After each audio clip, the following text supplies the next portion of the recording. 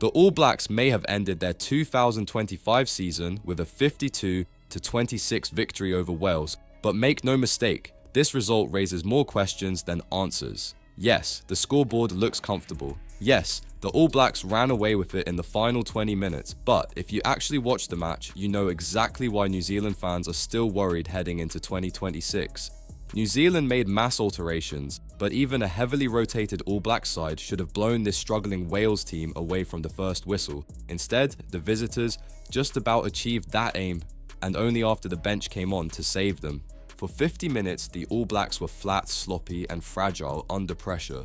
They led only 24-21 early in the second half, and the only reason Wales were in the game was because Tom Rogers produced a hat-trick by attacking the same soft edges that have haunted the All Blacks all year. Caleb Clarke, Ruben Love, and Tamati Williams scored in the first half, but the All Blacks were gashed repeatedly out wide. Old problems began to haunt them. The exact same weaknesses on high balls, defensive spacing, and physical contest that have cost them against England, South Africa, and Argentina. Even when New Zealand seemed in control, one moment flipped the momentum. Lewis Rees-Zammit beat Damian McKenzie in the air, Dan Edwards put Rogers away, and suddenly Wales smelled blood. And once again, the All Blacks' continual issues under the high ball handed control back to the opposition. Wales' second try came far too easily, and their third was a complete embarrassment.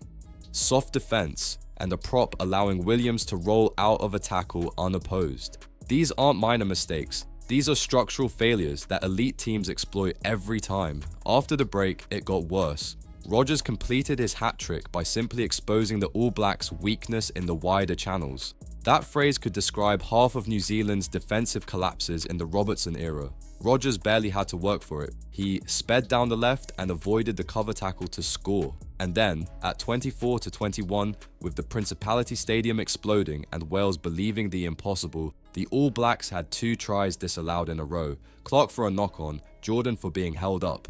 But then the turning point arrived. The bench. Only when Sivu Rees, Rieko Ioane, and the rest of the reinforcements entered did New Zealand finally assert dominance. Ioane scored from a McKenzie cross kick. Gareth Thomas saw yellow. Rees scored twice. Clarke added another, and Wales fell apart. But here's the uncomfortable truth nobody in NZ Rugby wants to admit. The All Blacks only looked like the All Blacks when the bench entered the game, not before, not with the starting lineup, not with the original game plan. And that should terrify fans heading into 2026. If New Zealand needs 60 minutes and half a bench to put away this Wales team, what happens when the opposition is England, South Africa, Ireland, France, even Scotland pushed them to the edge? The All Blacks got their win, but the problems remain exactly the same. Weak under the high ball, soft on the edges, no control under pressure, and the starting 15 consistently outplayed by the opposition.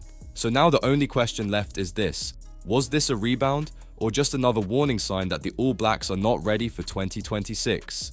Comment below, and don't forget to subscribe to Kiwi Rugby updates for every brutally honest breakdown of New Zealand's rise.